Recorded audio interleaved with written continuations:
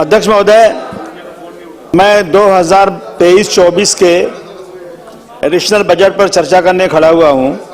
महसूल व वन विभाग, शालेय शिक्षा व क्रीड़ा विभाग, नगर विभाग में मैं चर्चा करने खड़ा हूं। अध्यक्ष महोदय, रेवेन्यू एंड फॉरेस्ट बाब नंबर 27, जिसमें लैंड रिकॉर्डिंग के लिए डायरेक्टर ऑफिस के लिए 60 करोड़ रुपया, सॉफ्टवेयर एंड इक्विपमेंट के लिए परचेज करने के लिए ये 60 करोड़ रुपया, बाब नंबर 33 में 1.45 CR पब्लिसिटी के लिए। अध्यक्ष महोदय, मैं एडिशनल बजट का सपोर्ट करने खड़ा हुआ हूं, परंतु कलेक्टर एंड लैंड एनक्रोचमेंट, अध्यक्ष महोदय, कलेक्टर की लैंड पर बहुत ज्यादा एनक्रोचमेंट हो रहा है। गाइडलाइंस ये है कि गाइडलाइंस ये है अध्यक्ष महोदय कि बरसात में कोई जगह नहीं टूटना चाहिए। अध्यक्ष महोदय, अंबुजवाड़ी में इतनी ज्यादा बारिश होते हुए भी पूरे झोपड़े तोड़ दिए गए। ये गाइडलाइन क्यों बनी है? फिर 3 से 4 महीने बरसात में कोई झोपड़े नहीं तोड़ेंगे, और ये झोपड़े बनते कैसे हैं? अध्यक्ष महोदय, मुझे याद है कि 95 में जब मनोहर जोशी जी की सरकार थी तो बहुत एक क्लियर गाइडलाइन आई थी कि इसके बाद कोई झोपड़े बनेंगे तो पुलिस और वार्ड ऑफिसर जिम्मेदार होगा। अध्यक्ष महोदय, पहले वार्ड ऑफिसर बनवाते हैं, पुलिस बनवाती है, और उनका ट्रांसफर होता है, दूसरे आते हैं, उसको तोड़ते हैं। इसको तोड़ने में खर्च लगता है।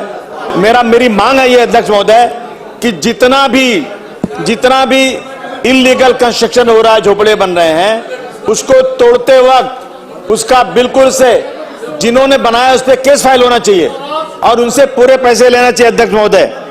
अध्यक्ष महोदय, हमारे यहाँ मानखू शिवाजी नगर में कलेक्टर की जमीन पर, बीएमसी की जमीन पर लगातार कब्जा हो रहा है।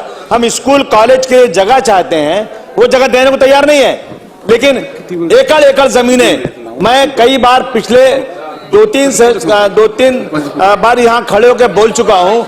अध्यक्ष महोदय, हमारे यहाँ मंडाला में 8 बड़ी बड़ी दुकानें बन गई, आज तक कुछ नहीं हुआ। अध्यक्ष महोदय, एक बार टूट गई फिर बन गई, फिर टूटी फिर बन गई, क्या है ये? अध्यक्ष महोदय, हमारे जो एडवोकेट कारपोरेशन की तरफ से जाते हैं, वो लोग कोर्ट में जाने के बाद उन लोगों से मिल जाते हैं और वहां पर उनको चांस देते हैं स्टे दिलाने का। अध्यक्ष महोदय, इंडियन ऑयल के सामने इतने बड़े बड़े शेड बने हैं, कितनी बार बोल चुका हूं, कई लाख रुपया महीना वो लोग कमाते हैं, उससे गवर्नमेंट को 1 पैसा रेवेन्यू नहीं आता, लेकिन कोई बोलने को तैयार नहीं। अध्यक्ष महोदय, मेरी मांग है कि तुरंत इसके ऊपर कार्रवाई होना चाहिए। अध्यक्ष महोदय, बहुत ज्यादा इसके जो है वहां पे इस तरह के लोग जो इलीगल कब्जा कर रहे हैं। अध्यक्ष महोदय, इसी हाउस के अंदर आदरणीय देवेंद्र फडणवीस साहब ने बताया था कि न्यू मुंबई का एयरपोर्ट अगले साल से शुरू हो जाएगा। अध्यक्ष महोदय, नेक्स्ट ईयर शुरू होगा। महाराष्ट्र में स्टेट हज कमेटी का कोई दफ्तर नहीं है। तकरीबन 16,000 हाजी महाराष्ट्र से जाते हैं, उनकी निगरानी महाराष्ट्र हज कमेटी करती है। अध्यक्ष, और फ्यूचर में ये तादाद बढ़ने वाली है। मानखू शिवाजी नगर में मेरी मांग है कि मानखू शिवाजी नगर से ये एयरपोर्ट, मुंबई छत्रपति शिवाजी महाराज एयरपोर्ट और जो नया एयरपोर्ट न्यू मुंबई का बन रहा है, दोनों एयरपोर्ट वहां से नजदीक है। मेरी मांग है सरकार से कि वहां एक जमीन अलॉट करके वहां एक मल्टीपर्पज एक बिल्डिंग बनना चाहिए, जिसमें हज कमेटी का उसमें दफ्तर बने। अध्यक्ष महोदय, और आज जो है ना, हज कमेटी का कोई दफ्तर नहीं है। साबू सिद्दीक मुसाफिर खाने के अंदर 4 रूम में हज कमेटी का दफ्तर चल रहा है। अध्यक्ष महोदय, तो मुंबई में बड़ा हज कमेटी का ऑफिस है, वो सेंट्रल हज कमेटी का ऑफिस है, उसके अंदर महाराष्ट्र हज कमेटी का कोई दफ्तर नहीं है, इसलिए 4 महीने वो।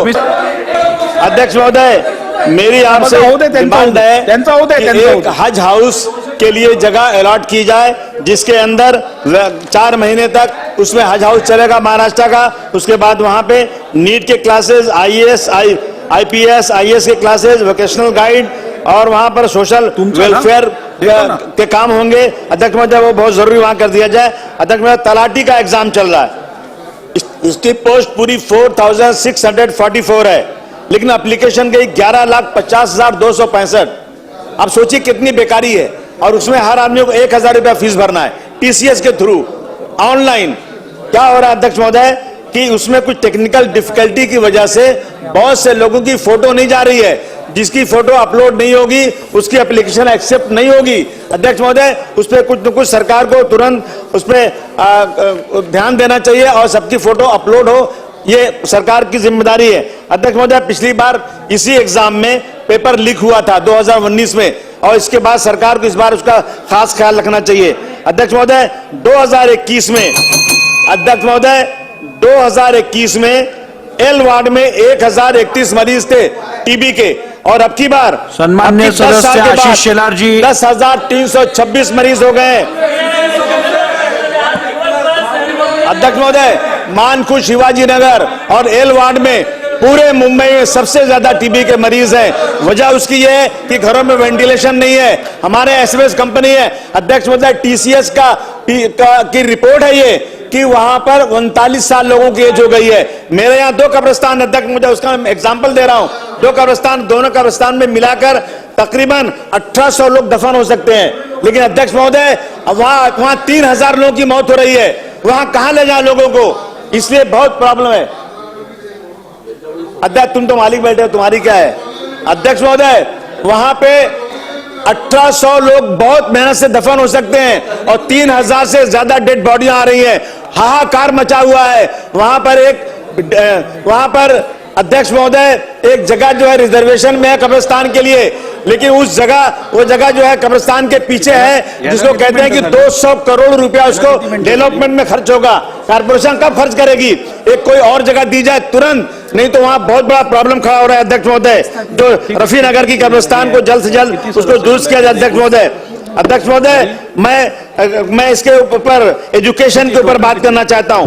पीएम श्री स्कूल, ये बाब number 390.5 CR, PM Shri school, जिसमें नेशनल एजुकेशन पॉलिसी के तहत 5 सालों में 14,500 स्कूल बनने वाले हैं।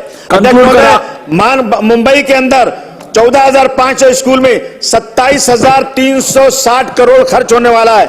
मेरी ये डिमांड है सर कि 20 लाख स्टूडेंट को इसका फायदा मिलेगा। 15 prime minister 15 point program for minority, इसके तहत उसमें ये स्कूल जो है मुस्लिम इलाकों में भी खोले जाएं, और मुस्लिम इलाकों में स्कूल नहीं है अध्यक्ष महोदय, मेरी डिमांड है कि वहां पर स्कूल खोले जाएं। लास्ट में अध्यक्ष महोदय एक चीज और बताना चाहता हूं। अध्यक्ष महोदय, अभी चारकोप